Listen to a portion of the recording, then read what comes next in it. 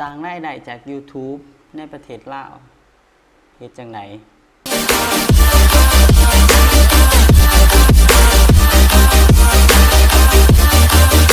สบายดีทุกๆคนคลิปนี้ก็เป็น EP ทำอิฐกับอดลที Channel สำหรับคลิปนี้ก็เอาใจคนที่มาเฮ็ดวิดีโอลง YouTube คนที่กำลังสร้างช่องขึ้นมาใหม่ที่จะเฮ็ดบล็อกเกอร์หรือว่าสิเป็นยูทูบเบอร์เนาะว้าวโอเคว่าเฮาสิสามารถสร้างรายได้จากวิดีโอที่เฮาเฮ็ดขึ้นมานั้นได้แนวใดเนาะเพราะว่าในประเทศลาวเฮาเนาะยังบ่ได้รับการเปิดการสร้างรายได้จาก YouTube เทื่อเนาะแต่ว่าอดลมีเคล็ดลับหนึ่งที่จะมาบอกเนาะว่าเฮ็ดแนวใดคลิปวิดีโอเฮาจังสิสามารถสร้างรายได้ได้เดี๋ยวไปติดตามกันแต่ก่อนอื่นวิดีโอเฮาสิสามารถสร้างรายได้ได้มันก็ต้องผ่านกฎเกณฑ์ของ YouTube ซะก่อนเนาะซึ่งว่าช่องของอดลเองก็ยังบ่ทันได้ผ่านด้วยกันเนาะฝากทุกคนช่วยกด Subscribe ให้เนาะเพื่อว่าสิได้ผ่านกฎเกณฑ์ไปนํกันเนาะแต่สิวันนี้กดติดตามแล้วก็กดหูกระดิ่งนำเด้อเพื่อสิได้แจ้งเตือนว่าตอนมีคลิปใหม่ๆนะหลังจากผ่านกฎเกณฑ์แล้วอดลสิมาอัดคลิปอีกเทื่อนึงว่ามันสิเป็นแนวใดเนาะการที่เฮาเฮ็ดวิดีโอเนาะลง YouTube เพื่อสร้างรายได้ให้เฮาเองนี่เนาะสิ่งที่สำคัญที่สุดที่เฮาที่คำนึงถึงก็แม่น Copyright ก็คือลิขสิทธิ์นั่นแหละเนาะคลิปที่เฮาเฮ็ดขึ้นมานี่เนาะต้องเป็นคลิปที่เฮาเฮ็ดขึ้นมาเองสร้างเองถ่ายเองตัดต่อเองโดยที่บ่ไปก๊อปปี้ของคนอื่นมาเช่นว่าไปเอารูปภาพของคนอื่นเพลงดนตรีหรือว่าไปก๊อปปี้คลิปของคนอื่นมาลงโดยที่บ่ได้รับอนุญาตเนาะเพราะว่าทุกๆอย่างมันก็ต้องมีลิขสิทธิ์ของถ้าเฮาไปละเมิดลิขสิทธิ์แล้วคลิปของเฮาก็สิบ่สามารถสร้างรายได้ให้เฮาได้เนาะเอาเป็นว่าเฮามาหูวิธีการเปิดสร้างรายได้ใน YouTube กันด้วยเนาะไปนั่นให้กดไปที่เบื้องขวามือที่เป็นหู2ของทานที่ทานตั้งไว้เนาะกดเข้าไปแล้วให้ไปที่ Creator Studio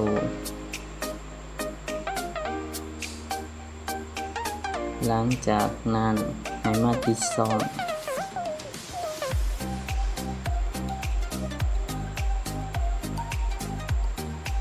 จะเห็นหน้านี้เนาะส่งรายได้ของเรามันจะบอกว่าตำแหน่งประเทศของคุณ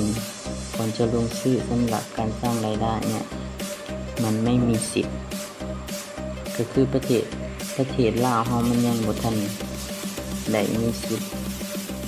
รับการสร้างรายได้เนาะก่อนอื่นหมดเขตทานทุกคนก็ต้อง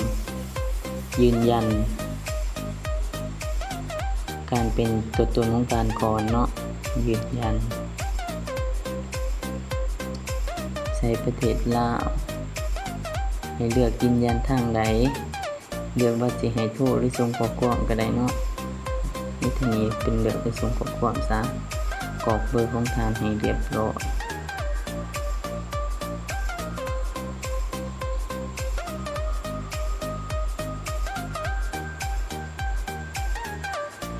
หลังจากใส่เบอร์เรียบร้อยแล้วก็รอหารหัส6ตัวเลขเนาะ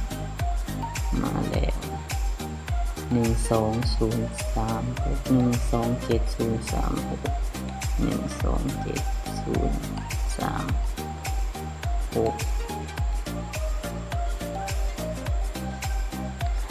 ยืนยัน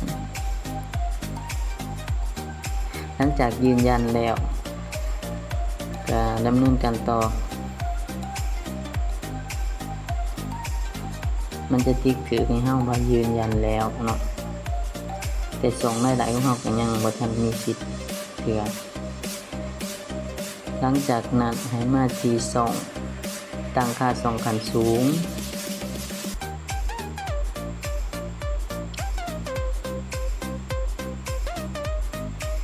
เลือกประเทศที่สามารถสร้างรายได้ได้เนาะ เช่นตัวอย่างว่าประเทศสหรัฐอเมริกาบ่ประเทศไทยบ่ Oh no เลือกประเทศใดก็ได้ที่ทานคิดว่ามันสามารถสร้างรายได้ได้เนาะ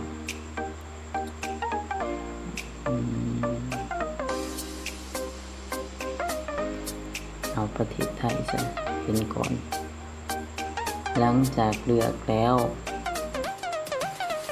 ให้กดบันทึก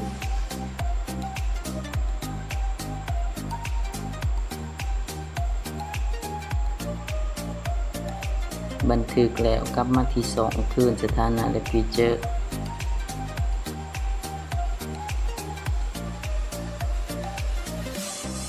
นี่ท่านจะสังเกตเห็นมา2หลายๆของท่านสามารถเปิดใช้งานได้แล้วเนาะอันนี้แม่นเคล็ดลับที่ว่าสามารถเฮ็ดให้เราสร้างรายได้จากวิดีโอเนาะเพราะว่าประเทศลาวเฮามันยังบ่ทันได้รับการสร้างรายได้เพื่อเฮาก็ต้องเลยใช้ประเทศอื่นมาเปิดสร้างรายได้เลยมักเข้าร่วมการสร้างรายได้ต้องเฮ็ดให้4ขั้นตอนนี้ผ่านเนาะขั้นตอนที่1ก็คืออ่านแล้วก็ยอมรับกำหนดของโปรแกรมพาร์ทเนอร์ของ YouTube นั้นก็เริ่มต้นเฮ็ดเลยขั้นตอนที่2ก็ลงชื่อสมัครเข้า AdSense เพื่อเชื่อมโยงกับช่องของเจ้าถ้าหากว่าจะมีบัญชี AdSense แล้วก็เอาบัญชี AdSense ตัวเก่ามาเชื่อมบัญชี AdSense แม่นหยังแล้วก็สร้างจังได๋เนาะเดี๋ยวอดุลสิอัดคลิปหนึงให้เบิ่งเนาะขั้นตอนในการสร้างบัญชี AdSense เนาะเว้าให้ฟังอย่างก็คือบัญชี AdSense ก็คือเวลาเฮาผ่านกฎเกณฑ์ของ YouTube แล้วเนาะก็คือต้องมีคนยอดวิวเนาะต้องมียอดวิว